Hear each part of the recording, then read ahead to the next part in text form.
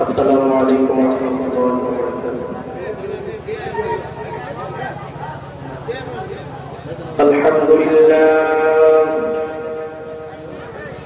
अल्हम्दुलिल्लाहिल्लज़ी जअल अश-शम्स वल-क़मर बिहुस्बान वन-नजम वश-शजर यस्जुदान وفضل زمانا على زمان كما فضل مكانا على مكان وإنسانا على إنسان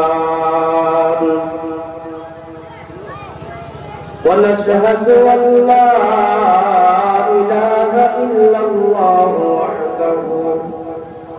وحده لا شريك له لا ضد له ولا ند له ولا مثل له أما بعد فأعوذ بالله من الشيطان الرجيم بسم الله الرحمن الرحيم يا أيها الذين آمنوا توبوا إلى الله توبة نصوحا أو كما قال عليه الصلاة والسلام التائب من الذنب كمن لا ذنب له رب زدني علما رب اشرح لي صدري ويسر لي أمري واحلل عقدة من لساني يفقهوا قولي وبك نستعين يا مستعان সবাই সবাই দরুদ শরীফ পড়ি আল্লাহুম্মা সাল্লি আলা মুহাম্মাদিন ওয়া আলা আলি মুহাম্মাদ কামা সাল্লাইতা আলা ইব্রাহিম ওয়া আলা আলি ইব্রাহিম ইন্নাকা হামিদুম মাজিদ اللهم بارك على محمد وعلى آل محمد كما باركت على إبراهيم وعلى آل إبراهيم إنك حميد مجيد بلغ العلا بكماله كشف الدجى بجماله حسنت جميع خصاله صلوا عليه وآله فقيه مقدس میں میرے مرقات فقيه مقدس میں ہوں میرے مرقات ہمیشہ رہوں میں کنارے مدینہ بلغ العلا بجماله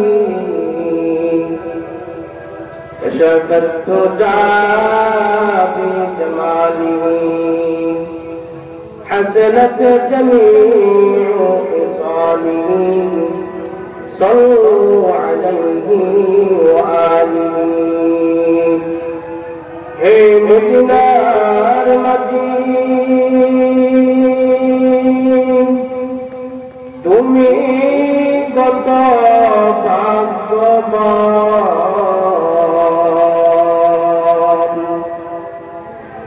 হে মুদিনার মদীন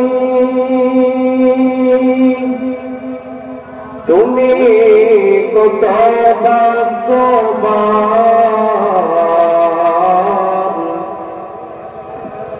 তোমার মাঝে শুয়ে আছেন প্রিয় নবী মুহাম্মদ বালাগাল উলা বিকামালিহি شغلت جابي جماله حسنت جميع خصاله صلوا عليه وآله الحمد لله ثم الحمد لله الله سبحانه وتعالى দরবারে অশেষ শুকরিয়া যে রব্বুল কারীম আমাদের সবাইকে বিভিন্ন কাজ থেকে পার করে বিভিন্ন ঝামেলাকে অপেক্ষা করে স্বাস্থ্য শরীর ভালো রেখে রব্বুল কারীম আমাদের সবাইকে দ্বীনি মজলিসে জান্নাতের বাগানে আসার বসার তৌফিক দিলেন। এই জন্য রব্বুল কারীমের দরবারে অন্তরের অন্তঃস্থল থেকে জোরে সুরে মহব্বতে আমরা সবাই করে শুকরিয়া আদায় করে আলহামদুলিল্লাহ।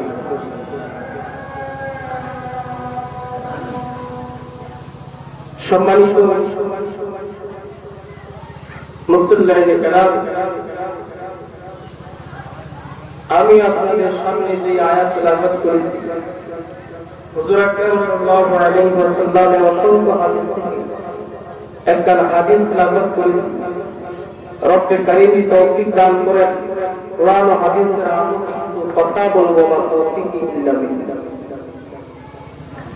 আল্লাহ সুবহানাহু ওয়া তাআলা এই আয়াতের মধ্যে বলতেছেন, ইয়া আইয়ুহাল্লাযীনা আমানু তুবু ইলাল্লাহি তাওবাতান নাসুহা। হে ঈমানদারগণ, তোমরা আদেশ করে আল্লাহ রাব্বুল আলামিনের দরবারে তওবা করো। আল্লাহর দরবারে তওবা করলে কি হয়? আল্লাহ রাসূল সাল্লাল্লাহু আলাইহি ওয়াসাল্লাম বলেন, আত-তাইবু মিনাল যামবি কামান লা যামবা লাহু। বান্দা গুনাহ করে যদি মহান মালিকের দরবারে তওবা করে, আমার আল্লাহ রাব্বুল আলামিন তার জীবনের সমস্ত গুনাহ মাফ করে দেন।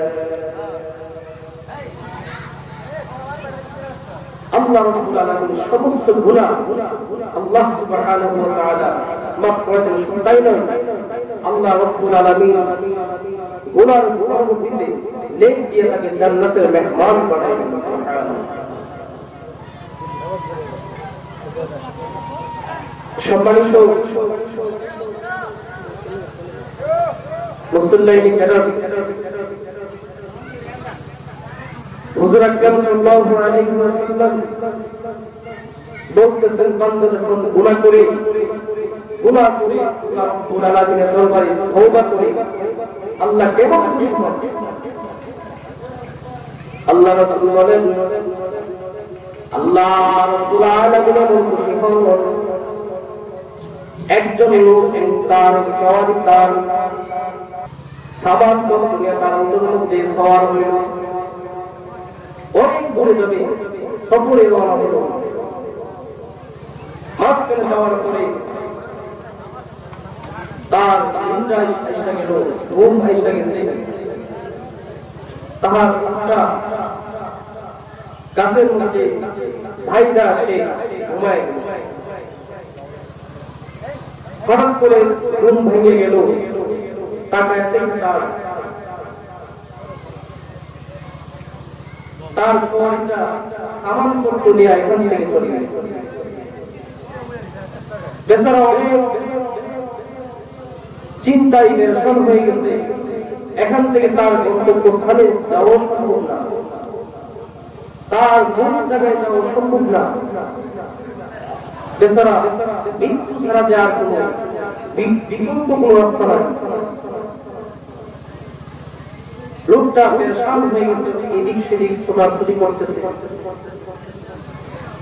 নিরাশ হয়ে সে পয়সা পড়ল। মনে মনে চিন্তা করতেছেন, অটোমেটিকলি তার সওয়ারিটা সামান পত্র দিয়ে তার সামনে এসে গেছে। লোকটা খুশিতে লাফ দিয়ে উঠে গেছে। রাসূল বলেন যে ব্যক্তি গুনাহ করে যদি মহান মালিকের দরবারে তওবা করে আল্লাহ সুবহানাহু ওয়া তাআলা ওই ব্যক্তির চাইতেও খুশি হন।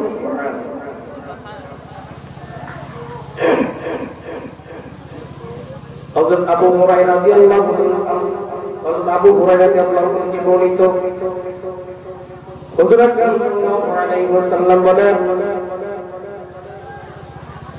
আল্লাহ রাব্বুল আলামিনের দরবারে কোনো বান্দা গুনাহ কইরা কোনো বান্দা দুই চোখের পানি ফেলায়া রব্বে কারীমের দরবারে বিনয় হইয়া মহান মালিকের দরবারে তওবা করে আল্লাহ রাব্বুল আলামিন প্রতিটা ফোঁটার বিনিময়ে আসরের ময়দানে একটা ফোঁটার বিনিময়ে উহুদ পাহাড় চাইতে সমান সওয়াব আল্লাহ রাব্বুল আলামিন দিবেন।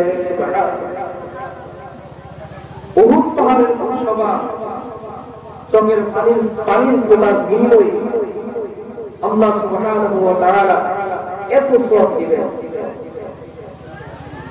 এবং প্রত্যেকটা পানির ফোঁটার বিনিময়ে আল্লাহ রাব্বুল আলামিন তাকে জান্নাতের মধ্যে এত সুন্দর মালাখানা দিবেন, মানুষ কোনদিন তার চোখ দিয়ে দেখে না, কোনদিন তার মাথার মেমোরিতে কোনদিন কল্পনাও করে নাই।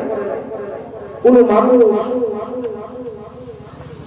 কান দিয়ে শুনে নাই, এত সুন্দর মালাখানা আল্লাহ সুবহানাহু ওয়া তাআলা তাকে পুরস্কার দিয়েছেন। সুবহানাল্লাহ।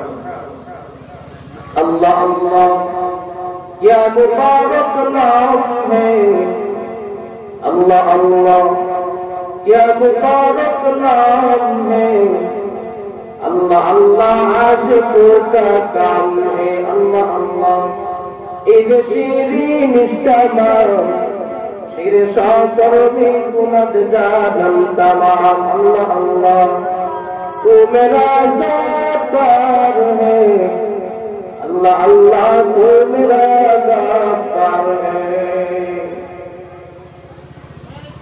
আবু বকর রাদিয়াল্লাহু আনহু জামানের মধ্যে উফাইদার নামে বক্তা লোকটা মারা গেছে। আবু বকর রাদিয়াল্লাহু আনহু সৈন্যসার কাফন দেওয়ার জন্য গেলেন। লোকটাকে যখন কাফন করা শেষ, তার মা ঘুরে আসছে, আয়েশা বলতেছে আবু বকর শেষবারের মধ্যে আমার ছেলের মুখটা একটু দেখায়া দেয়। আবু বকর রাদিয়াল্লাহু আনহু বলেন, হে তোমার মা, তাকে তো কাফন করা হয়ে গেছে, আর দেখানো যাবে না। মা বলেন, আবু বকর শেষবারের মধ্যে আমার ছেলের মুখটা আমি দেখতে চাই। এই কথা বলিয়া আবু বকর রাদিয়াল্লাহু আনহু তার মুখ ধরে ফেলছেন। আবু বকর রাদিয়াল্লাহু আনহু বলে দিলেন, তার মা তার ছেলের মুখটা কবর খুইলা তার মুখটা শেষবারের মতো মাকে দেখাইয়া দাও। কবর যখন তার কবরের সমস্ত মাটি যখন স্মরণ হয়ে গেছে, দেখেন তার চেহারা আলোতে পুরো কবর আলোকিত হয়ে গেছে। সুবহানাল্লাহ। আবু বকর রাদিয়াল্লাহু আনহু বলতে লাগলেন, হে সাহাবারা, ওই লোকটা মনে অনেক ভালো মানুষ ছিল, তাই না? লোকেরা বলে, আবু বকর এই লোকটা খুব অহংকার মানুষ ছিল, ফাসিক মানুষ ছিল। আবু বকর রাদিয়াল্লাহু আনহু যখন রাতে ঘুমায় গেলেন, ঘুমের ঘরে আবু বকর রাদিয়াল্লাহু আনহু স্বপ্নে দেখতেছেন বিশ্ব নবীর সামনে সাথে উপায় সুন্দর একটা কাপড় পরিধান করে দাঁড়ায় আছে। আবু বকর রাদিয়াল্লাহু আনহু কি বলতেছেন? হুজুর আকরাম সাল্লাল্লাহু আলাইহি ওয়াসাল্লাম বলেন, ও আবু বকর, এই লোকটাকে তুমি দিনের বেলায় কাপড় করছো তাই না? আবু বকর বলে, হ্যাঁ। রাসূল বলেন, এই লোকটা অনেক খারাপ মানুষ ছিল তাই না? সবাই খারাপ বলছে তাই না? হ্যাঁ হুজুর। হুজুর আকরাম সাল্লাল্লাহু আলাইহি ওয়াসাল্লাম বলেন, এই লোকটা অনেক খারাপ মানুষ ছিল। মৃত্যুর আগে মহান মালিকের দরবারে এমন ভাবে কান্নাকারি করছেন, এমন ভাবে কান্নাকারি করছেন, আল্লাহ রাব্বুল আলামিন খুশি হইয়া তাকে জান্নাতের মেহমান বানায় দিয়েছে। আল্লাহ আল্লাহ, এই যে শিরিন ইস্তামা শির সব করবে তুরাত জানাম জামা। সম্মানিত মুসলিম کرام, রব্বে কারীমের কাছে রাসূল বলেন, আল্লাহ রাসূল সাল্লাল্লাহু আলাইহি ওয়াসাল্লাম যার জীবনে যারা পরিবার ভুলা নাই, রাসূল প্রতিদিন 100 বার রব্বে কারীমের কাছে তওবা করেন। আমরা মাতা और সমস্ত আমাদের মন থেকে ভালোবাসা রব্বে কারীমের কাছে আমরা তওবা করব। আল্লাহ রাব্বুল আলামিন তওবা করলে কি হবে? রাসূল বলেন, তাইবু মিনাল যামবি কামান তাযাব্বালা। কোন মানুষ যদি খালেস ভাবে রব্বে কারীমের কাছে তওবা করে, আল্লাহ রাব্বুল আলামিন তাহার জীবনের সমস্ত গুনাহ মাফ করে দেন। তাহার জীবনের সমস্ত গুনাহ আল্লাহ রাব্বুল আলামিন মাফ করে দেন। এই জন্য আল্লাহ রাব্বুল আলামিন বলেন, ইয়া আইয়ুহাল্লাযীনা আমানু তুবু ইলাল্লাহি তাওবাতান নাসুহা। হে মুমিনগণ, তোমরা বেশি করে আমি আল্লাহ রাব্বুল আলামিনের কাছে তওবা করো। আমরা মুসলমানের একটা জীবনের মূল হিসাবে আমরা নেব এটা, বেশি বেশি রব্বে কারীমের কাছে তওবা করব, আল্লাহর কাছে তওবা করব, যেন আল্লাহ রাব্বুল আলামিন আমাদের সমস্ত গুনাহ মাফ করে দিয়া জান্নাতের মেহমান যেন আমাদের সবাইকে বানায় দেন। সুবহানাল্লাহ। সম্মানিত মুসলিম کرام, আমরা তো আজকে সুবিধাবাদী মুসলমান। আশরাফ আলী থানভী রাহমাতুল্লাহ আলাইহি বলেন, এক হুজুর সাহেব ওয়াজ করছে যে হুজুরের কারণে সাতটা পায়খানা পেছনে রাস্তা দিয়া কোনো কিছু বাইরে বেরিয়ে হয়ে গেল। এক মহিলা রাগান্বিত হইয়া মাহফিলের মধ্যে চলে আসতে বলছেন, হুজুর বন্ধ করেন আপনার এই মিথ্যা কথা, এত সহজে শুনবো কিনা? আমি 20 বছর আগে বলছিলাম, 20 বছর ধরে জিনার কাজ জিনার পূর্ণ আমি করি, এখন আমার ওষুধ হচ্ছে না। আপনি বলেন এত সহজে ভেঙে যান। সম্মানিত মুসলিম کرام, আমরা মুসলমান, মুসলমানদের মতো মুসলমান, আমরা সুবিধাবাদী মুসলমান। আমরা মুসলমান দাবি করি, মুসলমানের বিরুদ্ধে আমরা কথা বলি, মুসলমানের বিরুদ্ধে আমরা আচরণ করি, আমাদের মুসলমান চিন্তা। আল্লাহ রাসূল বলেন, আল-মুসলিমু সালিমাল মুসলিমুনা বিলিসানিহি ওয়া ইয়াদিহি। প্রকৃত মুসলমান ওই ব্যক্তি যার হাত দ্বারা, কথা দ্বারা, কাজের দ্বারা অন্য একটা মুসলমান শান্তিতে বসবাস করতে পারে, সে কি আর প্রকৃত মুসলমান? আমরা মানকিয়া খোদার নাফরমানি করি, হাত সব কি আর নাফরমানি করি, আর মুসলমান করি, আমরা মুসলমান। আমাদের মুসলমান তো মুসলমান তো মুসলমানদের মধ্যে যে ব্যক্তি সে বলে 20 বছর আগে ওযু করছিল, ওযু করে 20 বছর ধরে নাফরমানি কাজ করছে, জিনা করছে, তার নাকি কোনো ওযু আস্তাগফিরুল্লাহ। সম্মানিত মুসলমান কেরাম, আমি হয়তো এই বাড়ি হইতে আপনাদের অনেক আত্মীয় এখন অনেক ইয়ার হইতে পারে, কিন্তু প্রত্যেকটা কথা আল্লাহ সাল্লাল্লাহু আলাইহি ওয়াসাল্লামের হাদিস, কথাগুলো প্রত্যেকটা কথা মূল্যবান। সম্মানিত মুসলমান কেরাম, সুবিধাবাদী মুসলমান হইলে চলবে না, খোদার জান্নাত আশা করা যায় না। আল্লাহ রাসূল সাল্লাল্লাহু আলাইহি ওয়াসাল্লাম বলেন, যে ব্যক্তি যতক্ষণ পর্যন্ত পরিপূর্ণ পবিত্র হইতে না পারবে ততক্ষণ পর্যন্ত খোদার জান্নাতে যেতে পারবে না। আর মুমিনকে বলে যতক্ষণ পর্যন্ত নিজের জন্য যেটা ভাবে অন্যটা মুসলমানের জন্য সেটা ভাবতে হবে। যেরকম আমার উন্নতি আমি ভাবি, আমি কিভাবে সমাজের মধ্যে সম্মানিত হইতে পারি সেটা আমি বিভিন্ন করতে পারি। অন্যটা মুসলমানের জন্য অনেক, অন্যটা মুসলমান ভাইয়ের জন্য ভাবতে হবে, তাহলে পরিপূর্ণ মুমিন। যতক্ষণ পর্যন্ত এরকম কি আমাদের মধ্যে না আসবে ততক্ষণ পর্যন্ত মুমিন দাবি করা যাবে না। আর মুমিন না হলে তার জান্নাতে যাওয়া যাবে না। আপনারা সাল্লাল্লাহু আলাইহি ওয়াসাল্লামের জামানার মধ্যে সাহাবীদের এত আদর্শ, এত সুন্দর ছিল। এক সাহাবী বাড়ি বিক্রি করছে, কিছুদিন পরে বাড়ির মধ্যে কিছুদিন পরে সোনার কলসি একটা পাইছে। সাহাবী দৌড় হয়ে গেছে, যে সাহাবীর কাছ থেকে বাড়ি বলতেছেন, ভাই আপনি বাড়িটা কিনলাম, একটা স্বর্ণের কলসি পাইছি, আপনি এটা নিয়ে। ওই সাহাবী বলতেছেন, না আমি তো বাড়ি বিক্রি করে দিচ্ছি,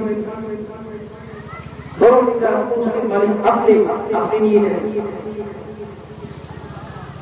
সম্মানিত মুসলমান কেরাম, দেখুন তাদের মধ্যে কত আদর্শ ছিল, কত সুন্দর আদর্শ ছিল।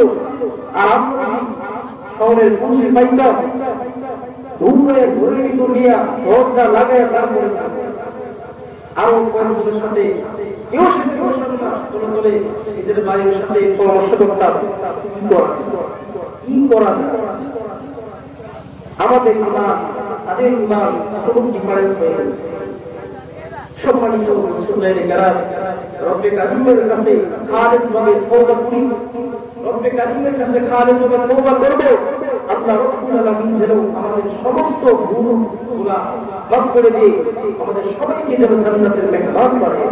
সবাই অন্তর থেকে দূরে সরে বলে আল্লাহুম্মা আমিন।